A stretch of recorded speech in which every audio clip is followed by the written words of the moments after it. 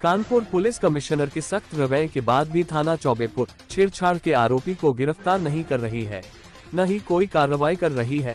आरोप है कि चौबेपुर थाने की पुलिस मामले को दबाने का काम कर रही है और मामले को निपटाने का दबाव बना रही है। एक प्रेस वार्ता करते हुए कानपुर की रोतापुर थाना क्षेत्र चौबेपुर की निवासी पीड़िता का आरोप है कि क्षेत्र के रहने वाले जय तिवारी ने 10 जून की रात्रि में मुझसे छेड़छाड़ करी, जबरन रेप करने का प्रयास किया है। जब पीड़िता चिल्लाई तो आरोपी जय भाग गया। पीड़ित ने बताया कि जब पुलिस को इसकी सूचना दी थी, पुलिस ने आरोपी को गिरफ्तार किया, लेकिन थोड़ी देर बाद थाने से ही छोड़ दिया गया। वहीं पीड़िता के पिता ने बताया कि वे एक ही रिक्शा चालक है। 10 जून की रात्रि बिटिया ई रिक्शा का चार्जर निकालकर घर में रखने के लिए जा रही थी। उसी दौरान जय तिवारी ने बिटिया से छेड़छाड़ करी, दुष्कर्म करने का प्रयास किया। जय के 2-3 साथी भी थे, लेकिन वो अंधेरे में थे। जब बिटिया चिल्लाई तो फिर मैं और मेरी पत्नी आई, तब तक आरोपी फरार हो गया था। पीड़ितों का कहना है कि पुलिस कोई सुनवाई नहीं कर रही है, झूठा मुकदमा लिखने की धमकी दे रही है, लेकिन 72 घंटे बीत जाने के बाद भी आरोपी के खिलाफ कोई कार्रवाई नहीं कर रही है, न ही पीड़िता का कोई मेडिकल कराया गया है।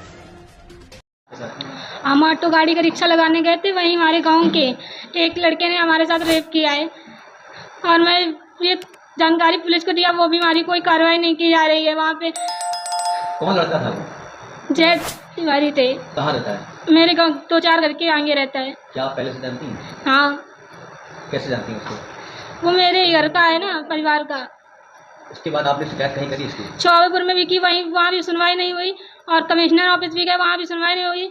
मेरी कोई सुनवाई नहीं की जा रही है। क्यों सुनवाई नहीं कर रही पुलिस? क्या वजह लगती है आपको? वो लोग धमकियाँ दे रहे हैं कि सब बंद कर, नहीं करना है वरना तुम्हारे भाई और पापा को जेल में डाल देंगे।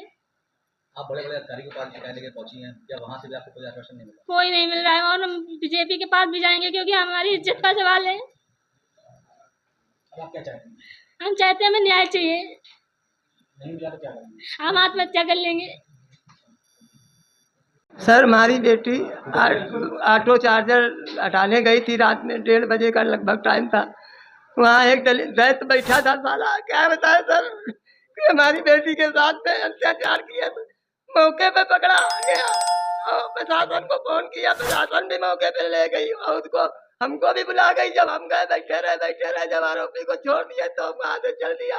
तो वो हमको धमकी दे रहा कि साले तुम्हारे एक लड़का है, मार देंगे, जान दे दो। कहीं अंते गए और प्रशासन को लेके हमारे घर पे आरोपी पूरे अत्याचार प्रशासन के साथ में किया, जो हमको रात में भगना पड़ गया। मान न दे, अपने लड़के को लेके भगे हम तुरंत। पुलिस क्यों सुनवाई नहीं कर रही आपकी? पुलिस कहती है, वो आरोपी बता रहा है कि तुम साले क्या करोगे, हमारा सब सौदा हो गई है, तुम सब ये तुम कुछ नहीं कर पाओगे। जब धमकी देता है तो यही कहता है कि सब हम खरीद लिया है, थाना पूरा हमारा है। क्या नाम है उसका? जय तिवारी नाम है उसका। क्या पहले भी किसी अपराध में लिप्त रहा है क्या? कितना जानते उसके बारे में? कोई अपराध के में वो अभी तक पकड़ा गया है, लेकिन प्रशासन छोड़ दिया। कभी 20,000 लेके, कभी 50,000 लेके, और बिजनेस उसका 4 साल से बरोबर चल रहा है। 10-10, 5-5 किलो थोक का सप्लायर है चरस गांजा का। एक लड़की को बैठाल के ना बिजनेस करे, लड़की को बैठाल के स्कूली बच्चा समझ के उसको बैठा लेता है, पीठ में लाद लेता है, और वो प्रशासन समझता है कि जो कोई देखे तो बच्चा लिवाया जा रहा, और उसी के पीठ पे लाद के लाता है। एप्लीकेशन में आपने लिखा है कि 2-3 और उसके साथी देखे गए अंधेरे में, लेकिन समझ नहीं पाए। हाँ, एप्लीकेशन में लिखा है कि एक आरोपी नीचे खड़ा था, वो जैसा ही ये पकड़ा गया और ये चीखने लगी, पापा पापा। हम छत पे थे, जब तक आया तब तक वो निकल लिए, और ये भी भाग रहा था ये अपने घर की तरफ का, लेकिन हम मौके पे घर से निकलने नहीं दिया। प्रशासन को फोन किया, प्रशासन मौके पे इसको पकड़े। आगे क्या करना होगा? हमें न्याय चाहिए सर, न्याय चाहिए, नहीं तो हम आत्महत्या कर लेंगे। उसके हाथ से क्यों मरेंगे? प्रशासन कुछ सुन नहीं रहा। खाकी वर्दी अपनी औकात देती है। हम योगी के पास जाएंगे सोमवार को, वहाँ नहीं सुनेंगे तो सोमवार को रात में अपनी आत्महत्या कर लेंगे। जी, मेरे पास एक पीड़िता आई है, जिसको मेरे पास आया, उसने घटना कुछ बताया अपने साथ में, इसके साथ रेप वगैरह घटना हुई जो उसने बताया। उसके बाद मैंने इसको, उसकी बातों को सुनने के बाद मैं कमिश्नर के यहाँ इसको ले जाकर पेश किया। कमिश्नर के पास प्रार्थना पत्र लेकर पेश किया गया।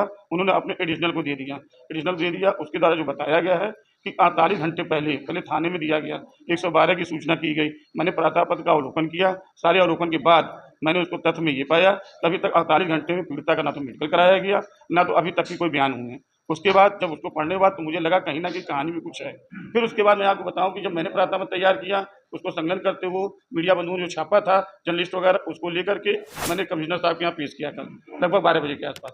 जब मैंने उनको पेश किया तो उन्होंने, जो बैठे थे कमिश्नर साहब, अपने एडिशनल को उन्होंने ट्रांसफर कर दिया। उस प्रार्थना को जब ट्रांसफ़र किया वहाँ गया उन्होंने जाके थाने पे उन्होंने बात की फ़ोन करके दूरभाष द्वारा।